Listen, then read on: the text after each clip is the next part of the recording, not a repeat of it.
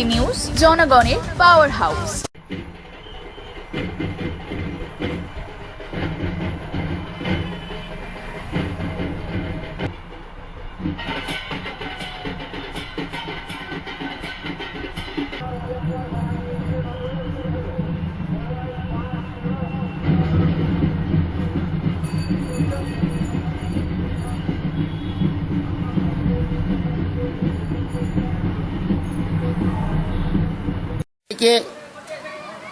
সাফল্যমণ্ডিত যেমন করেছেন আমাদের এতদ অঞ্চলের প্রচুর ভক্তবৃন্দ অগণিত।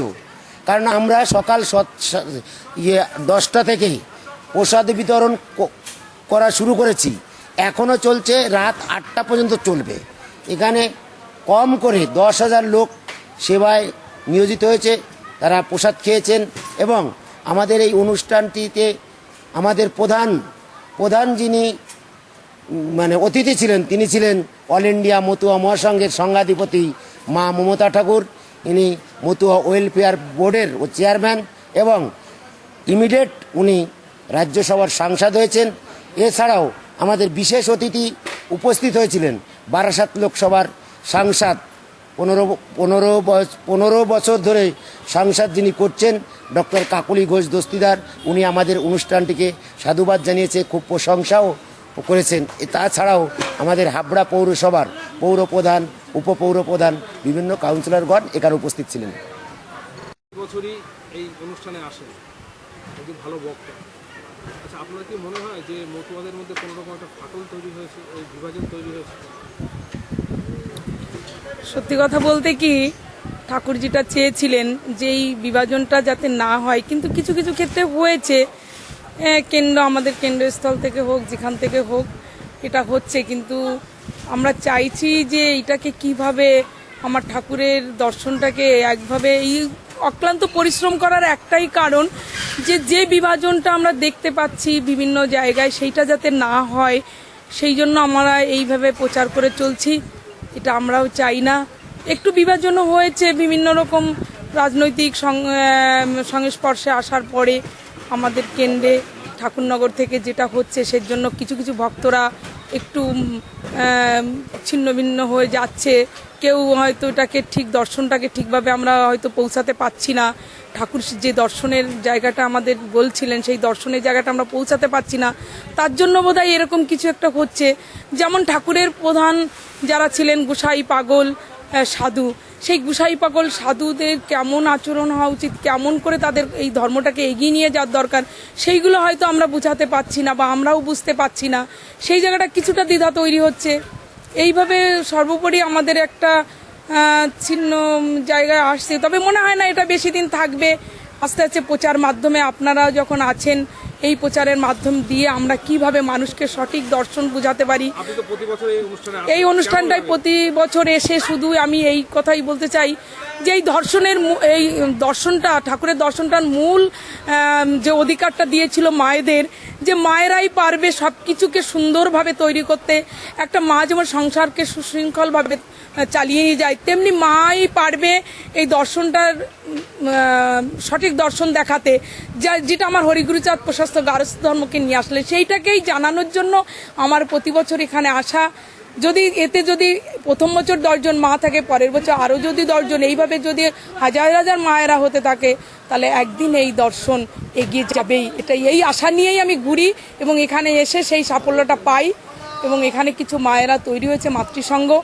এইভাবে আমাদের মাতৃসংঘকে মায়েদের সম্মান না জানালে, যেটা বুঝতে পেরেছেন, দেখেন রাজনৈতিক মহলে যেমন প্রধানমন্ত্রী বুঝতে পারছেন, আমাদের মা মমতা, মুখ্যমন্ত্রী মমতা বন্দ্যোপাধ্যায় বুঝতে পারছেন, মাকে সম্মান না দিলে কোনো কিছু হয় না। যেটা আমার হরিচাঁদ ঠাকুর 200 বছর আগেই বুঝেছিলেন যে মা হচ্ছে সর্বশক্তি। সেইখানেই তিনি প্রশস্ত গারস্থ ধর্ম নিয়ে এসেছেন, গৃহটাকে আশ্রম তৈরি করতে বলেছেন এবং স্বামী স্ত্রী মিলে সুন্দরভাবে সংসার তৈরি করতে বলেছেন। এই আদর্শটাকে বোঝানোর জন্যই আমি বিভিন্ন জায়গায় সম্মিলনে যাই। এখানে এসে আমি প্রত্যেক বছর এসে এটাই আমি মায়েদের উদ্দেশ্যে বলতে চাই, এই দর্শনটা বোঝানোর জন্য। আমার নাম সবিতা হালদার, আমি বারাসাত থাকি।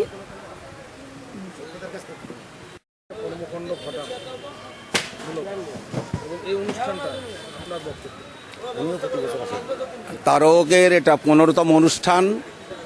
প্রথম থেকেই আমি তারকের সঙ্গে এখানে আসি। আমি ব্যাংকে কাজ করতাম এবং আমি সংগঠন করা মানুষ। আমাদের মানুষকে নিয়েই আমার কাজ, পিছিয়ে রাখা যত মানুষ আছে এই এলাকার মানুষকে একত্রিত করতে গিয়ে সবথেকে যেটা বড় আমাদের উপকরণ সেটা হচ্ছে এই মতুয়া দর্শনটাকে, যদি আমাদের যত দলপতি আছে, যত খেটে খাওয়া মানুষ আছে, এরাই তো এই দর্শনটাকে এই ঠাকুরের বহন করে এনেছে। তাদের সম্মিলিত করতে পারলে আমরা একটা জায়গায় যেতে পারবো। তারক এইটাকে মাথায় নিয়ে আজকে 15 বছর এগিয়েছে এবং উত্তরোত্তর তার শ্রীবৃদ্ধি হয়েছে এবং আমরা তার সঙ্গে আছি।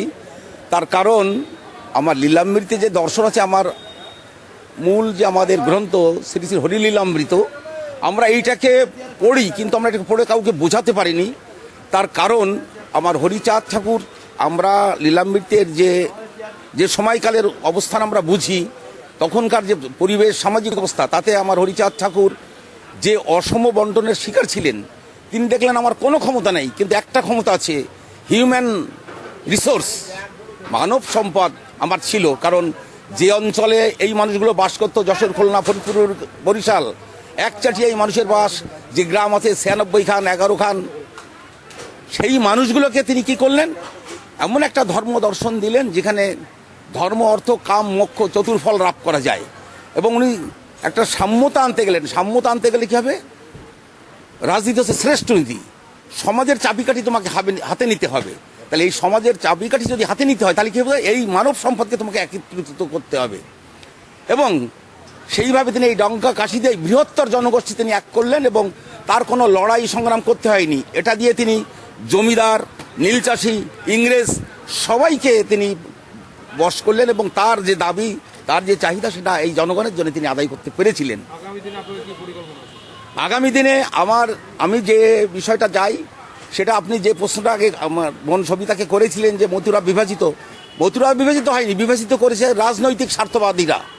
তারা তাদের স্বার্থ চরিতার্থ করতে এই সরল সহজ মতুয়াদের, যারা এই দুপুরের রোদ্রে, চৈত মাসের এই গরমে ওই রকম মাতাম দিয়ে ডাঙ্গা বাজাতে পারে, এই যে তাদের শক্তি, এই যে রিসোর্স, এইটাকে আমার হরিচাঁদ ব্যবহার করেছিলেন। আমরা চাইছি আগামী দিনে এই রাজনৈতিক শিকারীদের হাত থেকে এদের একত্রিত করে আমাদের যে চাহিদা, আমাদের যে মানব সম্পদ এবং গণতান্ত্রিক রাষ্ট্রে যে জায়গাটা, সেই জায়গাটাকে আমাদের যা যা অধিকার, সেই অধিকারগুলোকে বজায় রাখতে, এটাই আমাদের লক্ষ্য।